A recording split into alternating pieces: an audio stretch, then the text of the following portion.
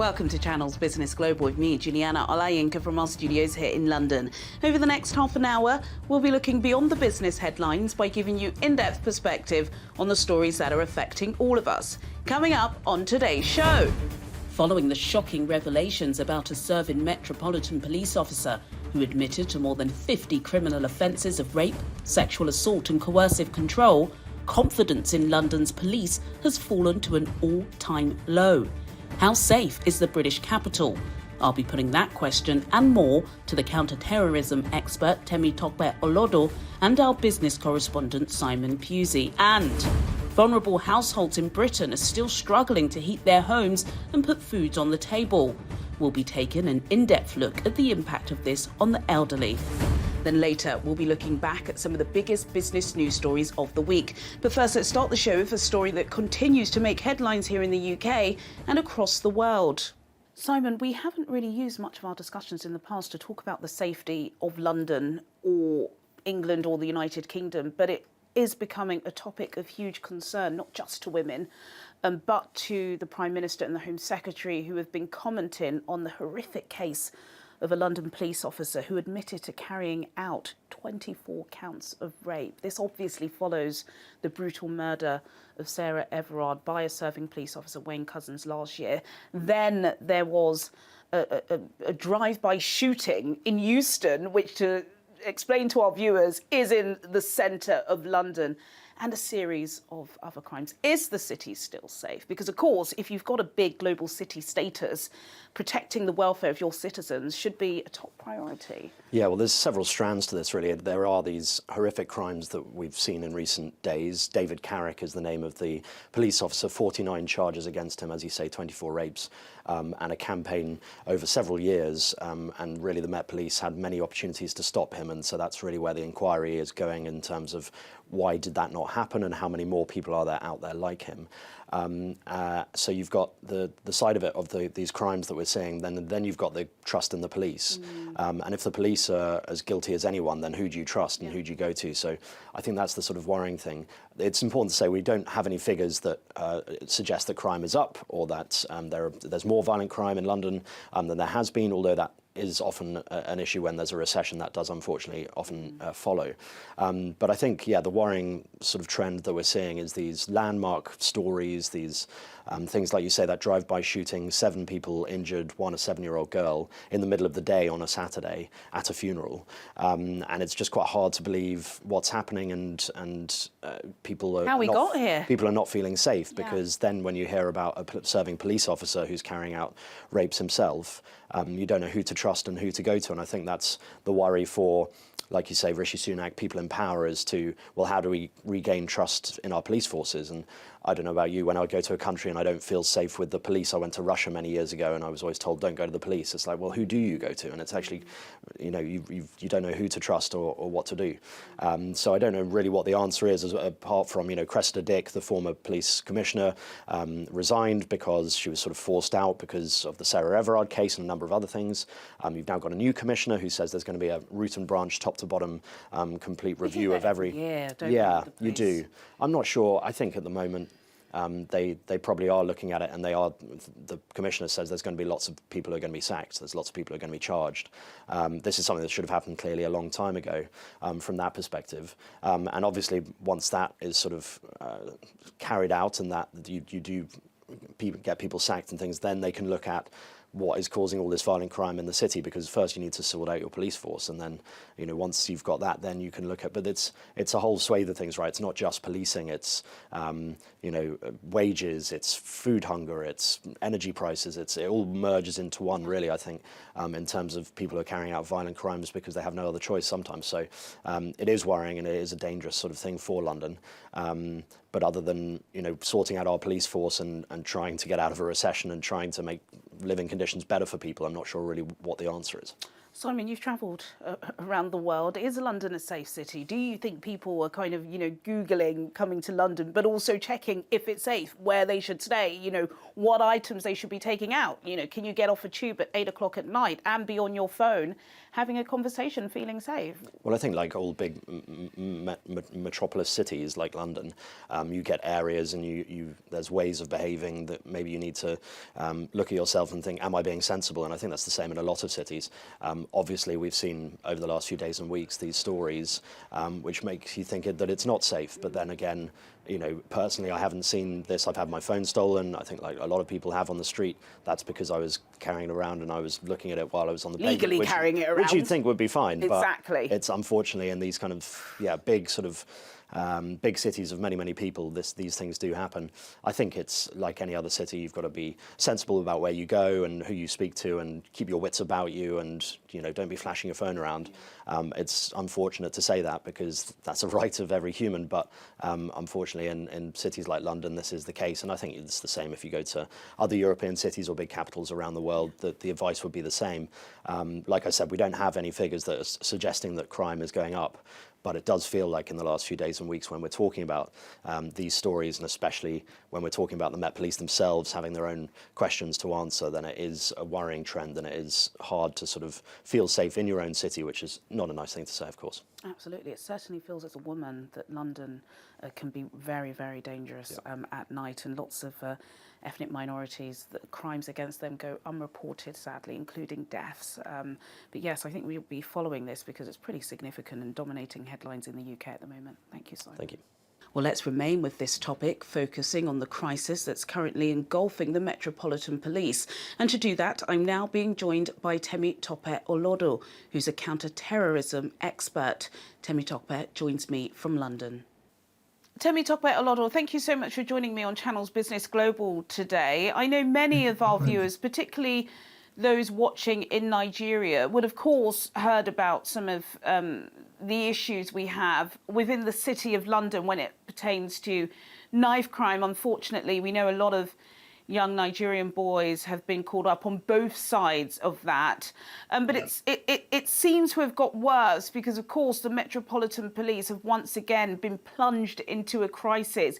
Can you please just explain to us what some of the issues are with the police and how this is impacting on communities up and down this country? Because, of course, we are talking about a G7 economy here, not a country in Latin America or the continent. We're talking about Britain.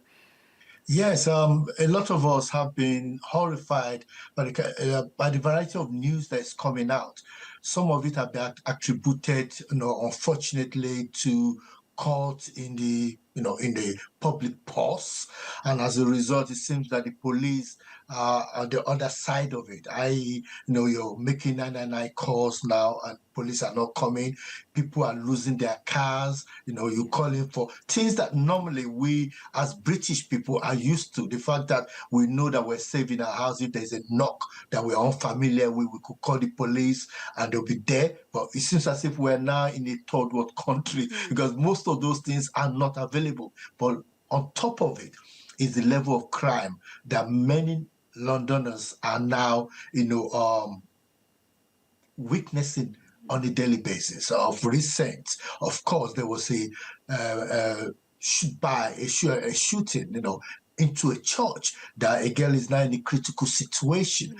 Those are things that are normally attributed to a third world country, but now it's happening on our doorstep in the UK, and a lot of us are really concerned. A lot of the communities are actually raising concern, even with the Metropolitan Police and other police forces across the 43 counties in the United Kingdom. So it is a serious issue.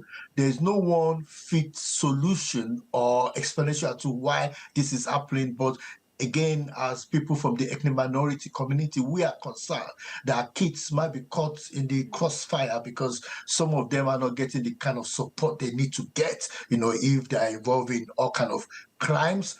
And the community is calling on government in the UK to work with the community to ensure that violence extremism is reduced to the minimum or brought down to the minimum.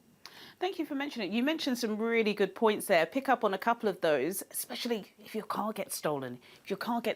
If your mobile phone is stolen, you call the police, don't expect to see them. That is pretty much true, isn't it? Not in all cases, but certainly in most cases. And I want to ask whether or not London is safe. And, you know, that's an important question. Some would say, of course, London's safe. But I want to know your expert response to that, because we've heard about Japa. We know a lot of Nigerians are coming into this country, and a lot of them are victims of crime, different levels of crime. But is London a safe city? Is it a kind of place that you'll get to and you'll feel fine going from the airport, to your hotel or to a relative's place, or do you need to have your wits about you these days? There is no doubt that if you're part of the Yakba generation coming to the UK, you need to recognize that Britain of 10 or 15 years ago is different from Britain of today, whether you like it or not. Most of us are still happy to say we're safe here, but whether you like it or not, most of us are even moving out of London. Like someone like me that moved out of London because I've got young boys as of that time, and I just felt I don't want them to get involved in the postcode. But Britain don't want people to hear that side of them because they feel like, oh, no way, one of the G7 countries. The truth of the matter is, if you're coming from Nigeria, there's certain places, there are no-go areas that you can go to. Certain places in Hackney or Brixton, whether people like to say it or not, even in Gillingham in Kent, certain places you can't just walk in, hold your flashy phone and think you could, just walk through and people will not challenge you because there are druggies, there are people that are actually, just sadists. But the truth of the matter is, there is an attempt to try and deal with those things. And that's the reason why there are, different community groups, politicians and community leaders that are speaking to the police, and the police are listening. Of course, they have limited resources. But for anybody coming into the UK, please be careful, know where you're going to, ask about certain places you're going to. You can't just walk through the middle of certain areas at night and think that you are safe. It's not like that anymore. And we know from the reports in the newspaper, a lot of things are happening. People are being snatched, people are being raped, things are taken from there. And some of these crimes are even going on recorded. I'm not saying it, it's on the records. So people coming into the UK, that's why we have community groups, engage with us, where, ask, so I want to move to this area of the country of the UK because rent is cheap. Yes, rent is cheap,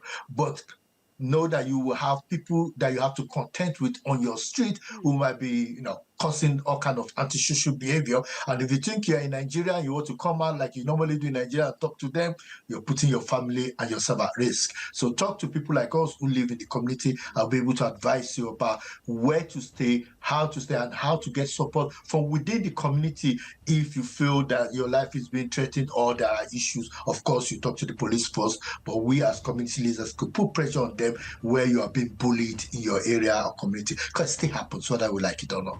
Absolutely. Thank you. So important that we've had this discussion. And I think we should have it again. Next time, we'll have your expertise sitting next to me in the studio, Mr. Temitope Olodo, preventative terrorism consultant. Thank you so much for your time and advice today.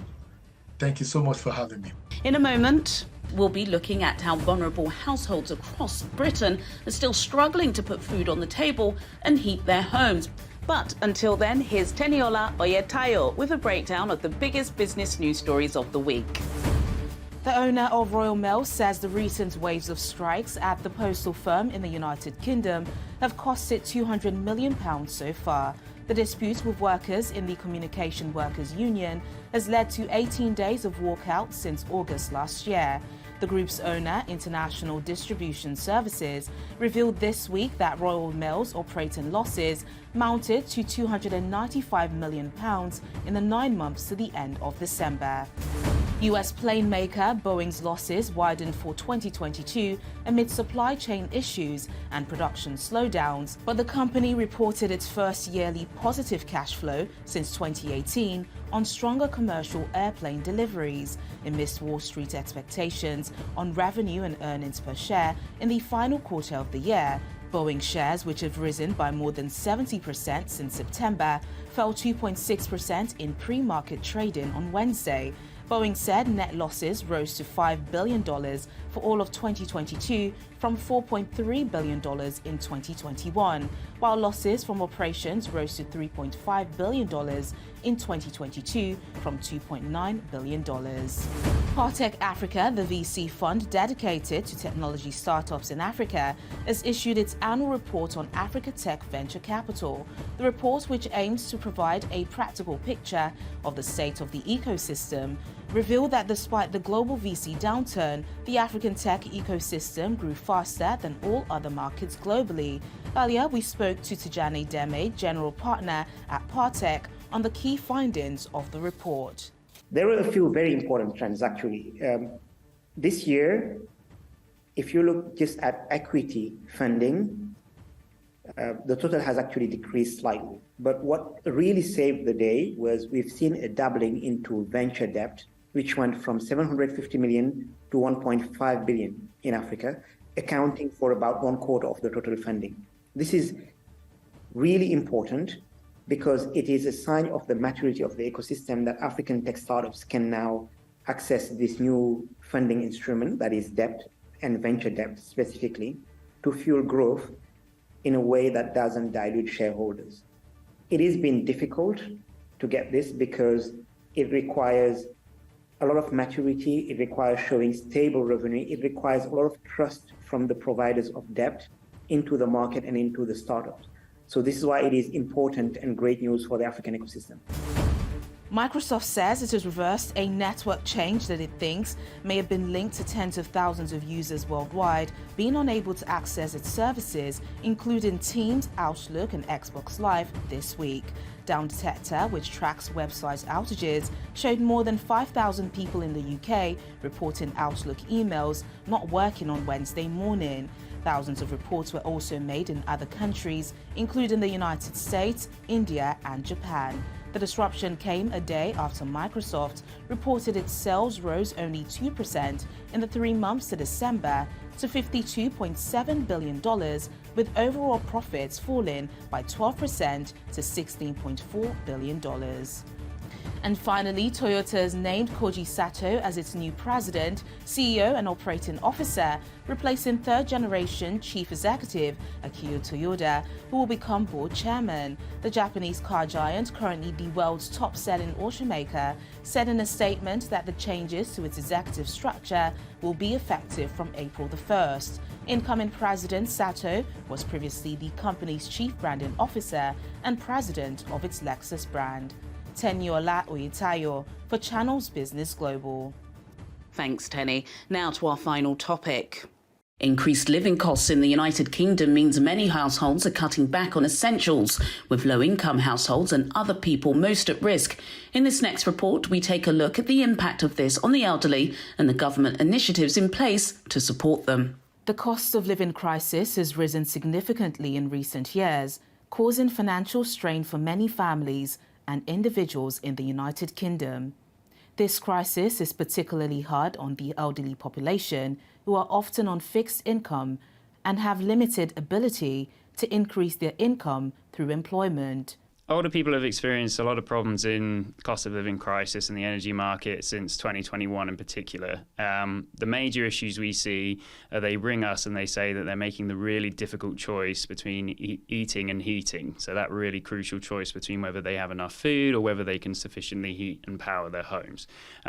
Increasingly this year, we're starting to also see them making decisions about medications, so whether they can afford their prescription charges and also if they can afford essential medical equipment, so dialysis machines, accessibility equipment, those sorts of things.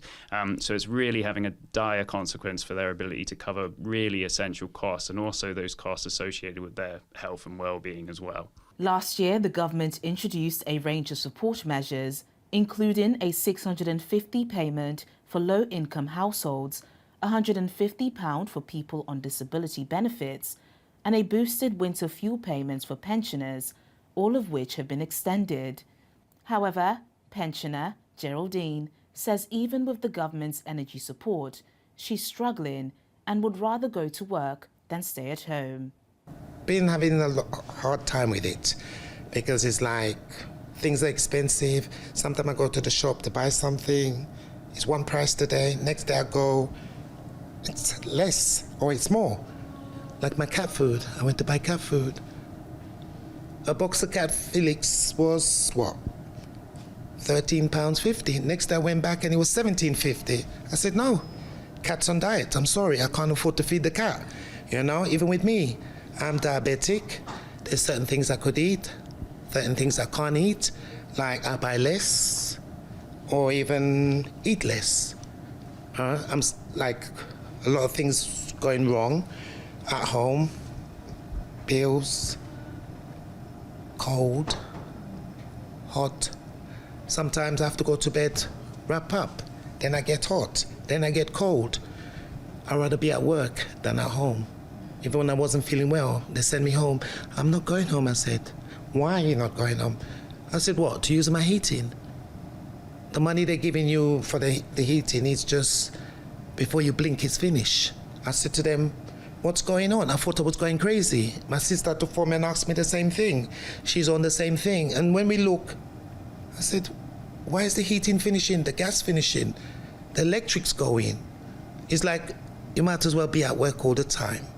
Charities like Age UK are calling on the government to do more to support the vulnerable. The support announced by the government over the last couple of years has been welcome and has certainly helped alleviate some of the issues that older people face.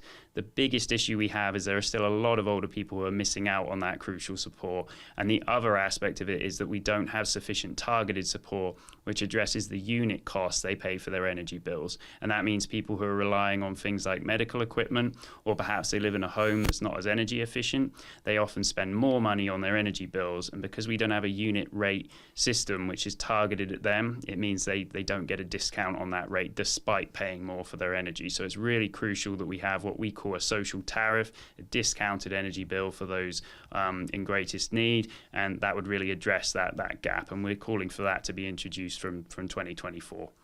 So the implication of that could potentially be that older people have to delay their retirement, and of course that can again have an impact on them in terms of both financially, they may have to work for longer as a result of it, and also when they get to retirement, it's been a longer wait than perhaps they'd expected at that point. So it's a financial impact and also a psychological impact in terms of delaying that retirement that they've thought about for such a long time.